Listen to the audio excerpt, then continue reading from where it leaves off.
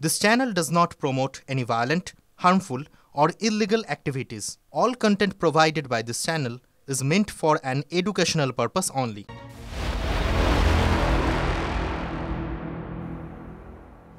দেখুন, তিলোত্তমা তদন্তে এখনো ধোঁয়াশার শেষ নেই। রবিবার সিবিআই দপ্তর থেকে বেরিয়ে বিস্ফোরণ ঘটিয়েছেন ময়না তদন্তকারী চিকিৎসক অপূর্ব বিশ্বাস।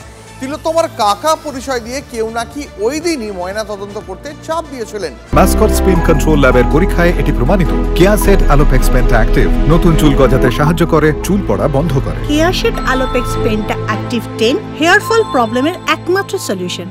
নির্দেশ না মানলে রক্তগঙ্গা বইয়ে দেওয়ার হুঁশিয়ারি দিয়েছিলেন বলেও অভিযোগ করেন অপূর্ব।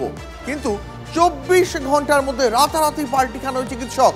সেটা নিয়েই আবার নতুন করে ধোঁয়াশা তৈরি হয়েছে। আচ্ছা, কেন ডিগবাজি খেলেন ময়না তদন্তকারী চিকিৎসক? অভিযোগ উঠেছিল সূর্যাস্তের পর তাড়াহুড়ো করে ময়না তদন্ত হয় তিলোত্তমার।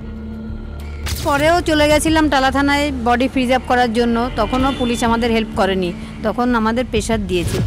অভিযোগ উঠেছিল দ্রুত তিলোত্তমার দেহ দাহ করে দেওয়া হয়। কতক্ষণে ওরা বডিটা পুড়িয়ে দিতে পারবে, এটা একটা ওদের চেষ্টা। এমনকি শ্মশানে গিয়ে ওই আরো 3-4টে বডি ছিল, যেখানে আর কি সব ক্রিয়াকর্ম করা হয়, ওখানেও একটা বডি রাখা ছিল। সেগুলো ভেদ করে গিয়ে আমার মেয়েকে একদম চুল্লির সামনে ওখানে শুয়ে সবকিছু করে দেওয়া হলো।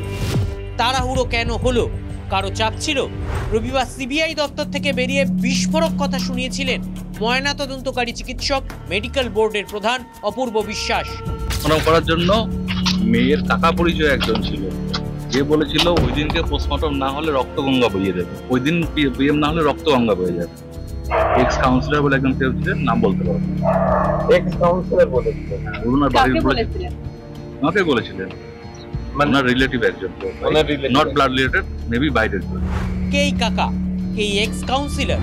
বিরোধী দলনেতা শুভেন্দু অধিকারীর আঙুল তিলোত্তমার প্রতিবেশী সঞ্জীব মুখোপাধ্যায়ের দিকে। সঞ্জীব মুখার্জি প্রাক্তন সিপিএম, বর্তমান তৃণমূল। উনি 13তে সিপিএম ছিলেন, 18 থেকে তৃণমূল। হ্যাঁ, প্রাক্তন সিপিএমটাও ঠিক আর বর্তমান তৃণমূলটাও ঠিক। TV9 বাংলা সোমবার পৌঁছে গিয়েছিল ফরেন্সিক মেডিসিন চিকিৎসক অপূর্ব বিশ্বাসের চেম্বারে, সঙ্গে সঞ্জীব মুখোপাধ্যায়ের ছবি। প্রশ্ন ছিল, ইনি কি সেই কাকা? এবার অপূর্ব পাল্টি। এই সেই কাকু স্যার? এই বিষয়ে আমি বলতে চাইছি না। আমার কারোর বিরুদ্ধে কোনো অভিযোগ নেই, আমাকে থ্রেট দেয়নি। তারা চেয়েছিলেন যাতে সেই দিনে হয়, তাড়াহুড়ো বলেননি। সেটা কি একটু যদি এটা বলে দেন স্যার। আর কিচ্ছু বলছি না স্যার, শুধু এইটুকু।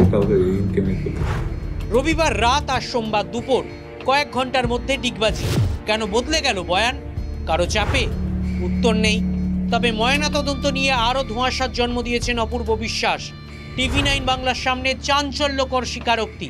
নিয়ম অনুযায়ী সূর্যাস্তের পর ময়না তদন্ত করতে গেলে ডেপুটি কমিশনার বা এসপি পদমর্যাদার পুলিশ অফিসারের চিঠি লাগে, অথচ চিঠি গিয়েছিল টালা থানার এসআইয়ের। ডিসির অনুমোদন ছাড়াই ময়না তদন্ত হয়, মেনে নিয়েছেন অপূর্ব। কেন হয়েছে তার যুক্তিও দিয়েছেন। এই যে বিতর্কটা উঠছে যে থানার এসআইয়ের ইয়েতে কেন আপনি এটাকে অ্যাপ্রুভ করলেন? থানার থেকে তো অ্যাটলিস্ট পদস্থ কারোর কাছ থেকে আসবে। ওসি সেটাকে এন্ডোর্স করেছিল, ডিসি সেখানে ছিলেন, তিনি কেন করেননি এটা আমি বলতে পারবো না, হয়তো তারা ল অ্যান্ড অর্ডার ব্যস্ত ছিল। ওসি সেটাকে এন্ডোর্স করেছিল, ডিসি সেখানে ছিলেন, তিনি কেন করেননি এটা আমি বলতে পারবো না, হয়তো তারা ল অ্যান্ড অর্ডার ব্যস্ত ছিল। তাই বলে স্বাস্থ্য দপ্তরের নির্দেশিকাও অমান্য করা হবে? নিয়ম কি সবার জন্য সব ক্ষেত্রে ভাঙা হয়, নাকি শুধু এই ক্ষেত্রেই? উত্তর খুঁজতে সোমবারও অপূর্বকে ডেকেছে সিবিআই। নথি হাতে সিবিআই দপ্তরে ময়না তদন্তকারী চিকিৎসক। ধোঁয়াশা কি কাটবে? সৌরভ দত্তের রিপোর্ট, TV9 বাংলা।